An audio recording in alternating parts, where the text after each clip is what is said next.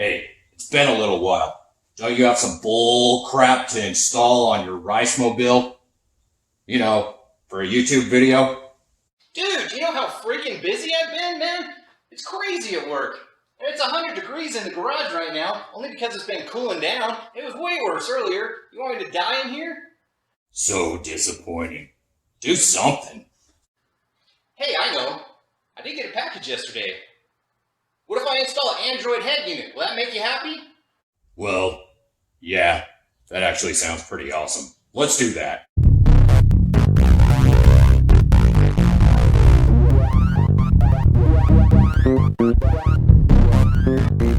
Welcome back, my super crew. The focus of this video is going to be installing an Android head unit that will work with your Harman Kardon speaker system. That has its own amplifier. You're going to need the Bus Decoder for that to work properly. First of all, I'd like to say real quick, browse through my channel and see if there's any videos that interest you. You like Subaru stuff, you like WRX stuff, that's why you're here. Take a look. If any of those interest you, consider subscribing.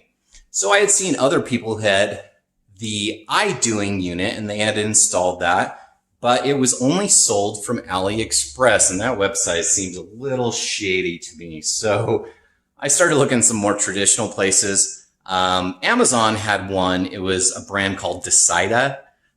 That one looked almost identical to the iDoing head unit. I ordered it. Then upon some more research, I saw in some fine print that it would not work with the Harman Kardon system in some very broken English. So I ended up returning that one. I went to AliExpress. I ordered the iDoing unit. Then the Bus Decoder is actually a separate item from the iDoing channel. So that was like $35 for that harness and that decoder box. So add that to the purchase. I expected that to take a month or more to show up from China. It actually showed up in about a week. So I was really impressed with that. Let's take a look at the unit. We got it right here.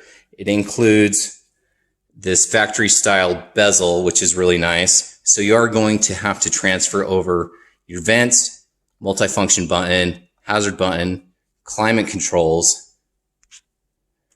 This has a 9-inch display. That's going to be a nice upgrade. It has 4 gigabytes of RAM, an 8-core processor, and 64 gigabytes of internal memory. So I'll take you back in time and show you the video clips of removing the factory head unit and removing the pieces that you have to transfer over here. So let's take a look at that and I'll get you updated.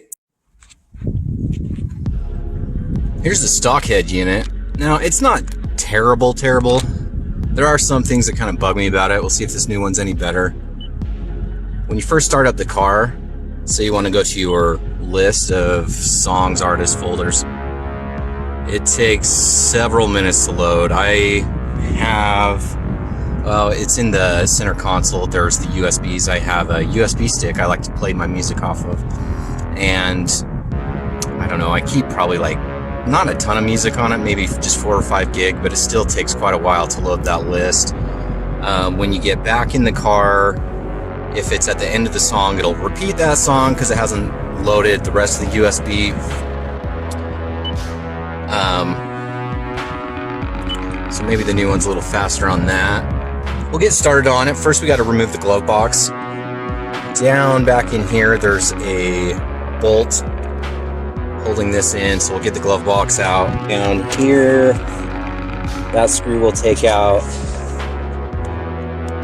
Some people I've seen have gotten away with just taking off this piece, but we might have to take off this whole undershroud underneath the steering wheel, so we'll see. I might put some masking tape around here as I'm prying up on this piece, so the air vents are actually going to pop out. This should come out in one piece. And included in the kit with the new stereo, it did have some pry tools. So I'll see if I can get this piece up first. Just some masking tape, see if it'll help protect that a little bit. I don't want to gouge this up too badly. So we'll start prying up here and then work our way across. All right, so I just used this hook end. Just pried up pretty easily. just work our way around the top here. Some clips.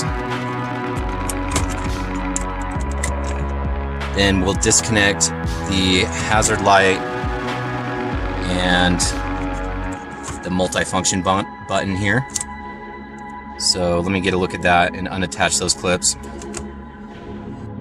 So there was the hazard button from the top. Just push down on that. I already got it. Comes out. We'll do the same thing on this one. We'll push here. Let me get 2 hands on that. If you're having trouble on this one, you can push down with the flathead screwdriver, help pop that off. So the head unit is held on with 2 10mm bolts up here. Then again, the 2 on the other sides we'll get to.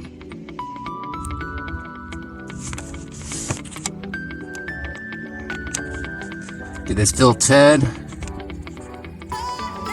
This is the cable I was using for my navigation, Garmin. Now this new one includes, I think it's own navigation, but you could also use your Google Maps or Apple Maps on it if you want to. See if that piece comes out. Again, we might have to remove this whole piece. Let's try it out. This piece here, I'm not exactly sure where else it's attached. So to be safe and not damage anything, I'm gonna come over here. So I know this pops out pretty easily. Then we can start seeing how it all fits together going across this way. So let me pop this panel out.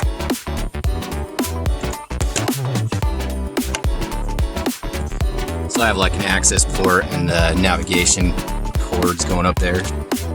So we'll take this off and start seeing how this comes apart. As I started unclipping this and working my way around, I found the pop clips, they started to raise out. So this piece does come out pretty easily. So you might not have to take all of this off. So back in there, see that bolt? I believe that's the one we're just trying to get to. So we might need a swivel extension to get in there. Let's take a look. So it's just right there. Let's get socket wrench. So what I'm gonna try to do, put the swivel on this end, 10mm. See if we can get back there. So I popped this side off. There's the clip so you can see. That comes off very easily. Then this piece, this shroud under here, it's got these 2 clip areas. And those just tuck over these metal holding brackets. You can get that off. See if we can give ourselves a little more room to get back there to that bolt right there. Yeah, I broke it loose. Now I'm just gonna get back there with the extension in just my hand, loosen it up. And I'm going to grab this extension magnet. Try not to lose that.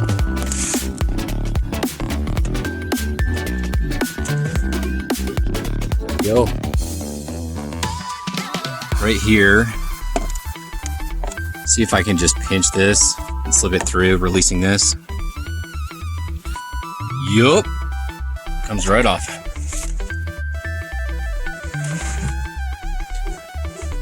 Then let's squeeze this in. So just keep pinching in on both sides with both hands.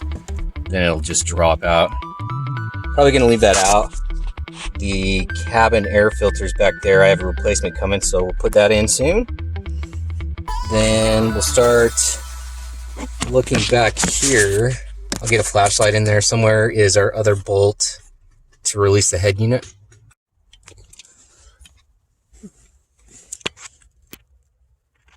I believe that's our screw. That one's gonna be way easier to get to.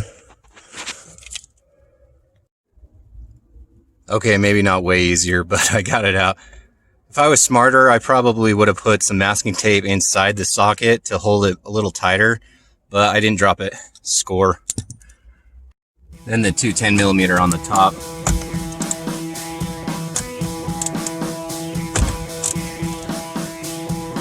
Okay, so this whole unit comes out, including the climate controls. So we're going to have cables behind this. Keep in mind, so don't yank it out all the way, because those will have to be disconnected. Along with a multitude of connections on the head unit itself. I'll start working around so we can get it out.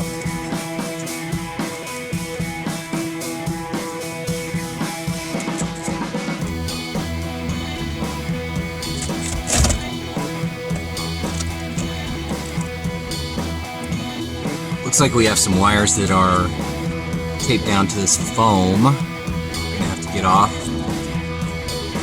Let me take a closer look at that. Yeah, so we'll just peel these up. So that's the hazard and the multi-function button. They were just stuck down to the top of this head unit. So now we got those off. So we got it out a little bit. Let's just start disconnecting all the different connections on the back of the head unit here. Start getting some more movement. Then see if we can get to the bottom end, disconnect the climate control. Pull it out. Okay, I got the head unit lines all disconnected. There are many.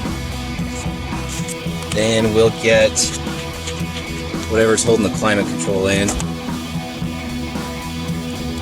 We'll get back there and get those disconnected as well. Then we can get the whole unit pulled out of there.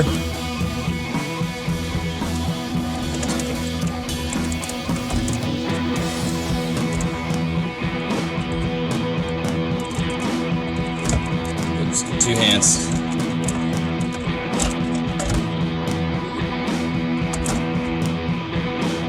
Okay. Rat's nest. Looks like there was just that one clip for all the climate controls. So we are going to transfer over those knobs, and from the ventilation piece, we'll get the vents out along with the hazard button and the multifunction button into the new unit. I'm installing it right because I'm bleeding. Oh yeah. Oh. If not, you're not doing it right.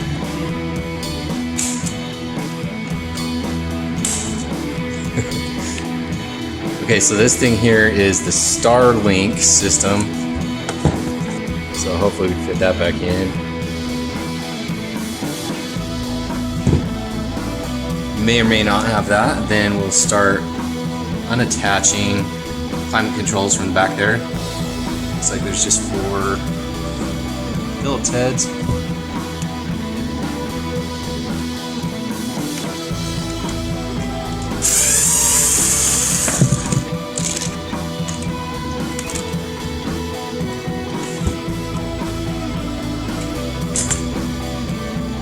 Boom.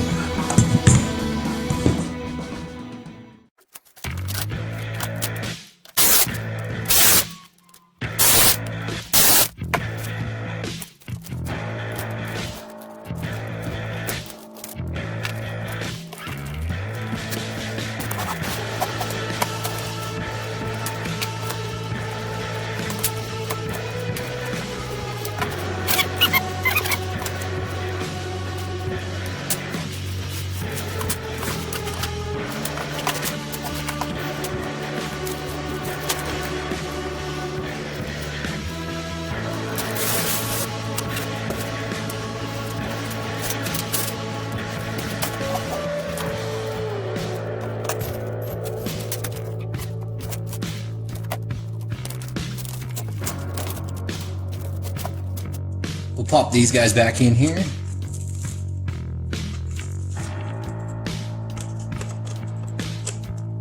So it looks like this did come with an extra piece.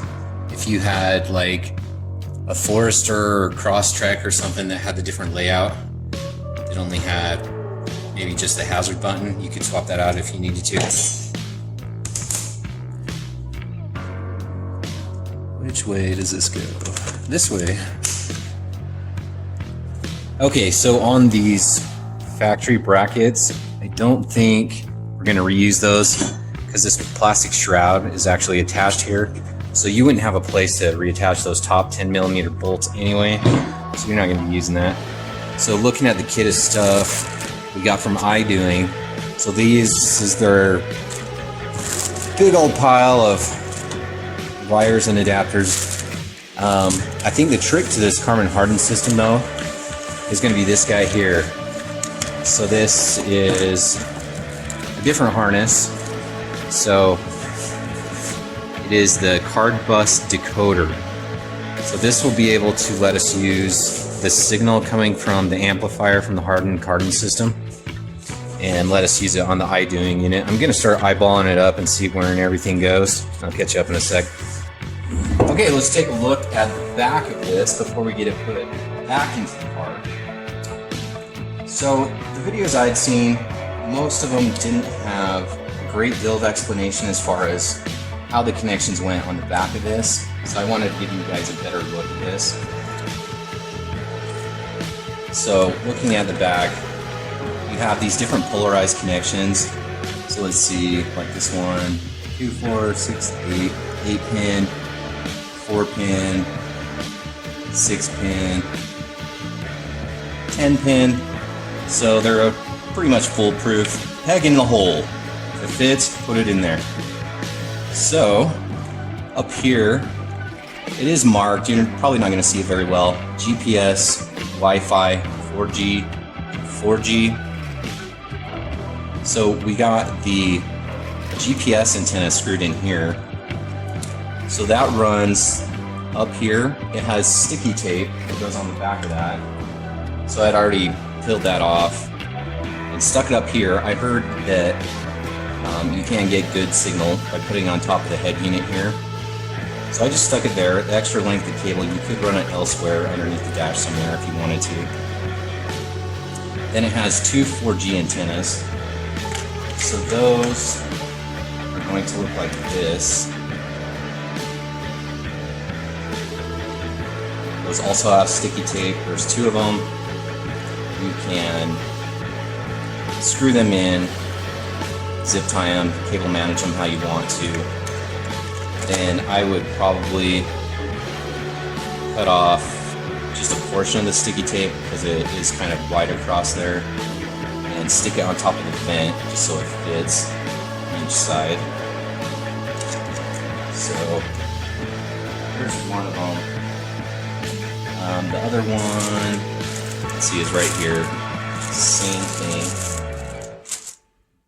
Next up, this is for a SIM card. If you had like a Verizon wireless SIM card and you got a plan for that, you could use this as a hotspot. Honestly, I'm probably not going to use that feature, but I am going to connect it and run it to the glove box just so it's there. So if I ever did want it, I didn't have to take the unit back out. So that would connect right here. Run that to the glove box. So the focus of this video, I wanted to be getting this to work with the Harman Kardon system. So there's the Bus Decoder. So if you had the standard iDoing wiring harness, it probably wouldn't include that unless you specified you wanted that. So let's start looking at what we have here. So on this cluster, the wiring harness, let me disconnect it, kind of show you what's going on here. So you have a variety of things, like this one says WRX. That one is going to be for your steering wheel controls. Then these are going to be like your front speakers, back speakers, things like that.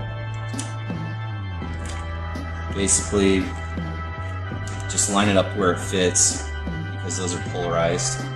So for the backup camera, so on the RCAs on this side, you have 2 yellows. Yellow is video. So it's going to be one of these CCD AVIN. So there's 2 of them. So might have to trial and error, see which one of those is for the backup camera. Then it'll go to this wiring wiring harness. So we got a variety of things. If you had additional outputs, you know, hook up your Nintendo 64 or whatever. AVI out or AV out 1 and 2. Auxiliary, video in. Okay, so CCD AVIN. So I'm guessing it's going to be one of these. They go together like that. This one here is for your radio antenna, and that's going to go there. Also, my car included the Starlink system, so that on the stock unit went under here. Now I have the brackets that were on the stock unit, I took them off. It also attaches the Starlink unit. I may or may not use these brackets, just kind of depending on how I want to do it. Pretty sure I could fit it there, so before I mount this, I would put this in there because the climate vents up here are one piece, whereas on the factory unit, the top part of the shroud came out, so you could get to the top two 10mm bolts as we were removing the stock unit. Without the brackets, I'm sure it would fit down in here anyway, but I'll try it with them first of all, see how it goes. So here's the connections on the back of that. You have the brown, green, gray. Again, I just have the one bracket on right now, just kind of seeing what my options are. What else? Okay, so down here on these connections, so this one up here, right there, you have additional RCAs if you want to use them. So if you have a speaker setup that uses RCAs, you could use that for simplicity. I'm not going to need that, so I'm not going to connect it right now. Lessen the rat's nest back there.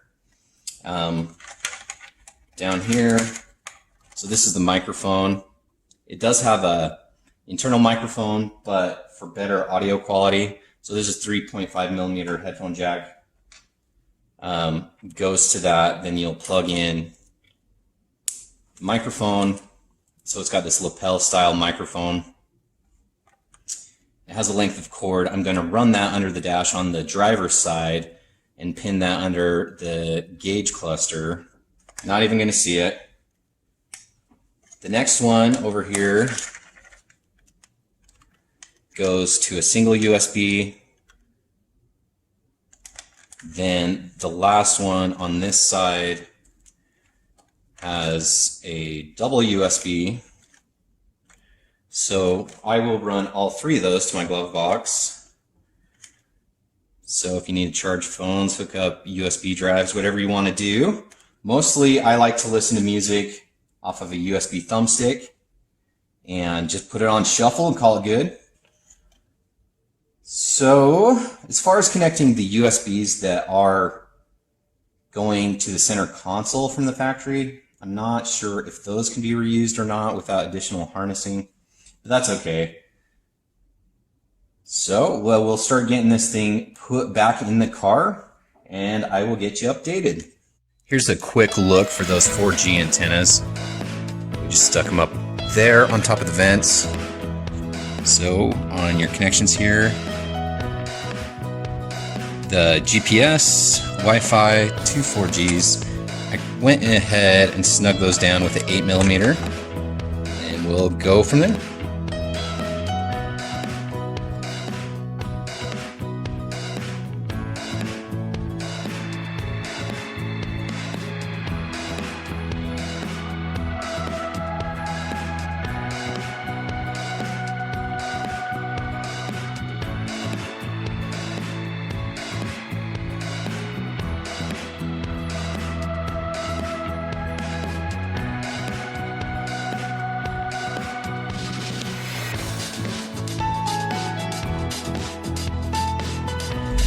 Hell yeah, that wasn't bad at all. The AVIN, there was just those two yellow options on those RCA cables. It wasn't the first one, so I just switched it and it was the second one. Super easy for the backup camera.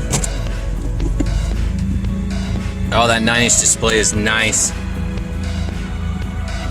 Pretty easy so far. It was kind of harder sticking the Starlink stuff underneath, but we'll start getting it tidied up, making sure everything works all right. I was playing the stereo for a minute. Sounds really good. The speakers are pumping away. Not too bad. So there's another look at the backup camera, CCD AVIN. So you just have the two options there. So if one doesn't work, try the other one. Backup camera seems to be working well now. We have two things left over. I'm not sure about. If you guys know, you can let me know down in the comments. This was also part of the Starlink system that went from the Starlink box to the factory head unit. So I'm not sure what that did. We're not using it now. Then we had this one as well. I'm not sure if that was just a ground pin that went to the factory unit, but everything else just seems to be working pretty well. So I'm gonna get this tidied up and get it all put back in there. All right, we got it all put back together. I gotta admit, it was a bitch for me getting this bezel shroud all the way put back on. I've been struggling with it for a while. What I ended up doing is I bent this down until it latched in on the top, and then you have a clip here and a clip here. So basically, as I held that in place at the top, I worked my way down. Now you got to be careful. You don't want to break any of your vents, and you don't want to press against the screen, so it's kind of difficult. You don't have a lot of room to push in. I actually just kind of smashed down on it a bit till I heard it start to click there, then there. Did the same thing on the other side. Now, I've seen some other people did the opposite direction, started with the bottom. For me, I could not get it to stay on the top, so I had to start with the top. So down at the bottom, once I worked my way all the way down, getting it all connected, then when I got to the bottom, I was pushing up on this so it would latch in there, but it's a clean fit now. Really happy with it. So over here, we got our 3 USBs. There's my thumbstick with my music on it. There's the SIM card reader. Over here, we have the external microphone ran. Now, it did have a little lapel clip, but the jaws weren't big enough to clip on right here. You could run it. There's enough wire on it. Like if you wanted to run it all the way up to A pillar or put it up there, you could. Like I said, it didn't quite have enough clearance on the gator teeth there to clip on there, so I just put some 2-sided tape. But when you're driving, I don't even see it really. All right, it thumps pretty good too. Okay, I gotta admit, it's gonna take me a while to get used to this thing and all of its functions. So it does allow you to program your buttons for your steering wheel. Go to control. So here are the different options. So say volume up, you would hold that up, then hit the corresponding button, volume up, and just program them how you would like them. So once I get used to this thing, if you guys would like a follow-up video, let me know. And we can go over some more of the finer details with this thing, but so far working really well. So since you got your glove box off, you might as well change your cabin air filter. So it's behind the glove box. All you're gonna have to do is pinch down on both sides. I might need 2 hands to do that. So let me pull that out and show you. So this has never been changed, 36,000 miles. It's pretty dirty. And also, you know how your air conditioning feels like it takes 100 horsepower to run that and starves your car of all of its power? This can make a difference. So I'll wipe up in there, clean it up a little bit. I got a replacement one here. We'll just put that in there. Really easy to do. Might as well get that maintenance item taken care of.